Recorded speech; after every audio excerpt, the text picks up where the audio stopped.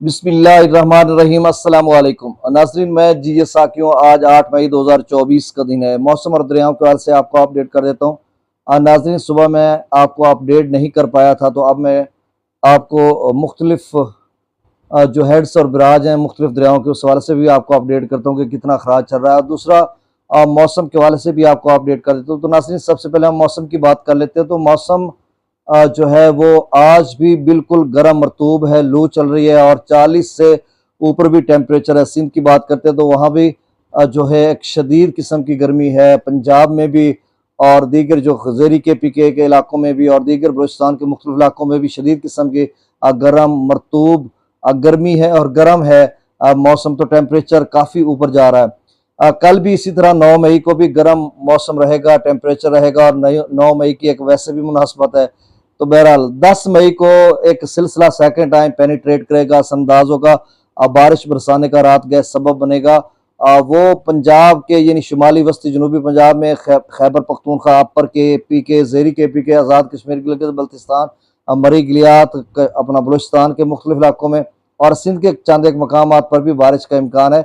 और ये परसों 10 की रात गए सिलसिला शुरू होगा। 11 को इसका पूरा क्लाइमेक्स जोर बनेगा, तमाम मज़कूरा इलाकाजात में बारिश बरसाने का सबब बनेगा। और फिर 12 को भी, फिर आगे 13-14 को मौसम गर्म इसी तरह का रहेगा। 15 तक मतलब आप समझ लें कि 3 दिन बारिश का चांस है। और उसमें कितनी बारिश मुख्तलिफ इलाकों में होगी ये देखना होगा, क्योंकि जिस तरह से उन्होंने पेशगोई की वो आपको हमने बता दी है।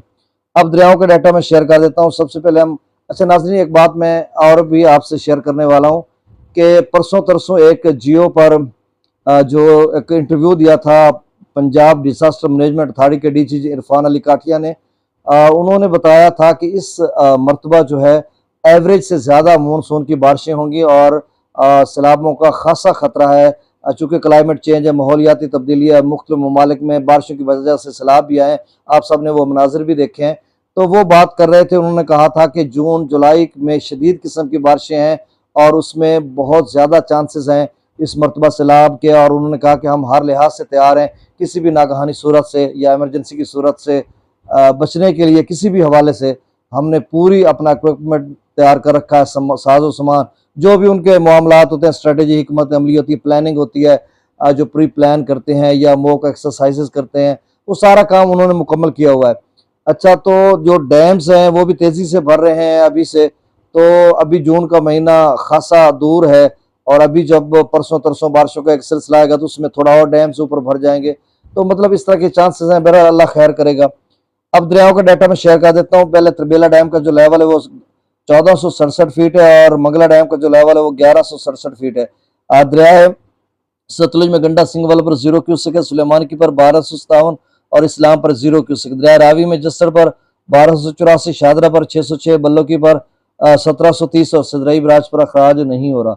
दरिया चिनाब में मराला पर 12,831, खानकी पर 14,518, कादराबाद पर 6,706, त्रिमू बराज पर 221 और पंजनत पर अखराज नहीं हो रहा। दरिया झेलम की नाज़रीन बात करते हैं तो मंगला डैम से जो अखराज किया जा रहा है वो 36,715 क्यूसेक, रसूल पर से अखराज 15,800 क्यूसेक।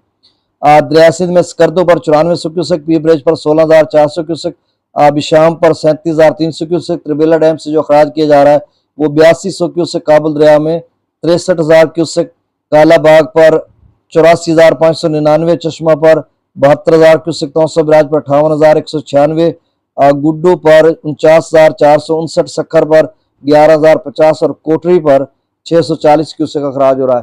तो नाज़रीन, ये ताज़ा तरीन डाटा था। बहुत शुक्रिया। अल्लाह हाफिज़।